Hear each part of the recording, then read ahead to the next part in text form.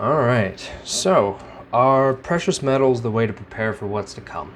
And where we're going with this is a book called The Great Gold and Silver Rush of the 21st Century by Mike Maloney, right? Here's a cover.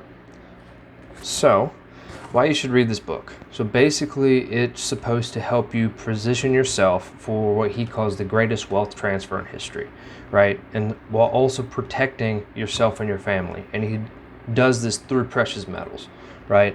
So who is Mike Maloney? He is the founder of goldsilver.com, which is one of the world's most highly regarded investment education companies, right?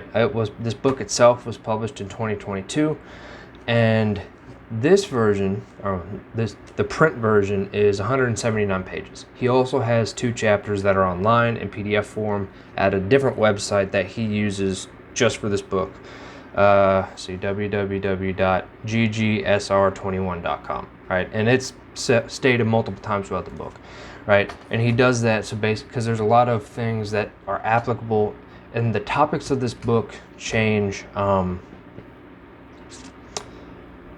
actively, right? It's a very dynamic environment, that sort of thing, and so he kind of does active.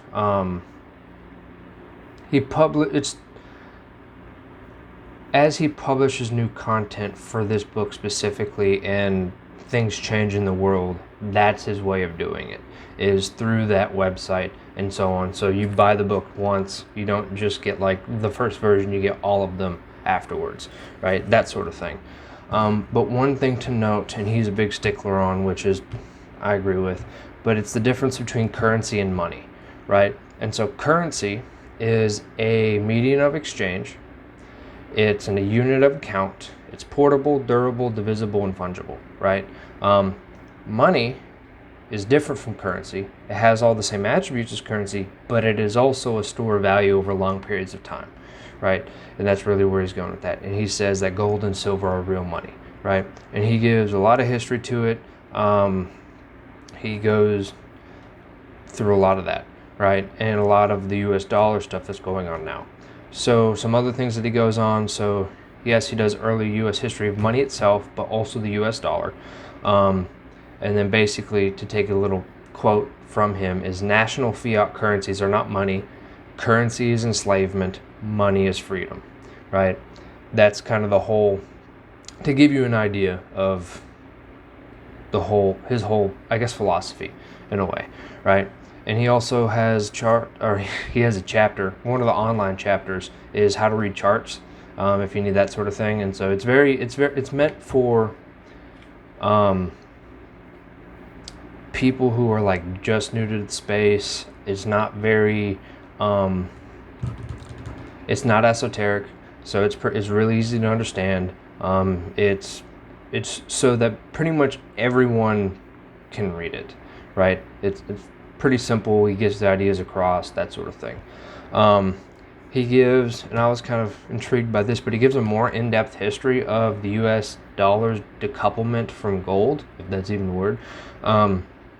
Basically the slow transition from like a full gold standard to what we have now, right? And goes more on that. And he gives his reasoning and research for why gold must eventually go to the moon, more or less. Basically, the price of gold, in his opinion, has to go higher. Now, the thing when you say anything about say anything about price direction on things like that, you always have to remember time horizon, right? And so it's not necessarily that this is going to happen tomorrow. It seems, in his opinion, inevitable eventually. And so whenever that may be, it's better to be prepared years early, maybe even decades early, than to be a minute or two too late, right? It's kind of the whole idea.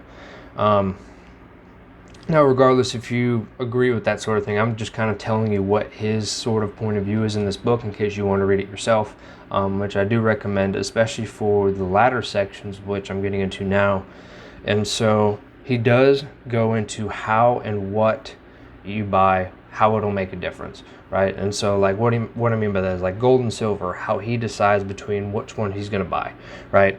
He talks about futures, options, ETFs, pool accounts, allocated versus unallocated, numismatics, mining stocks, jewelry, the difference between rounds and coins, bars, and something he calls InstaVault, right? Which is kind of his way of making investing in gold and silver more accessible, right? To say a few things. So, and he goes, it's not obviously a like full account of everything. I mean, it's not even 200 pages. So you're not going to know exactly everything about how futures work alone, let alone all the other things he talks about.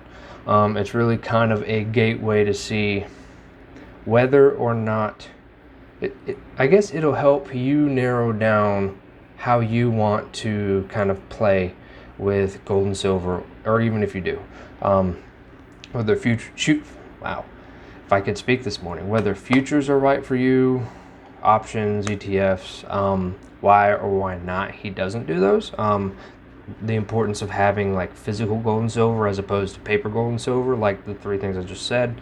The futures, options, and ETFs are examples of paper, that sort of thing, right?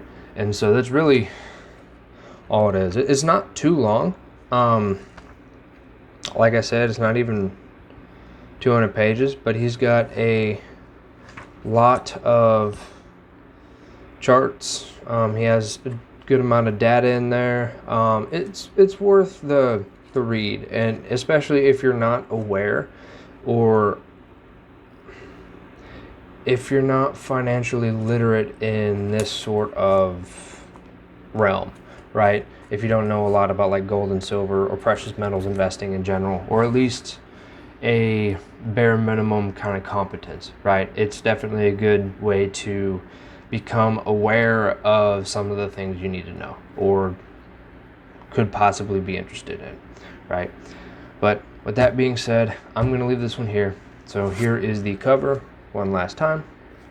And I do have a few posts on my website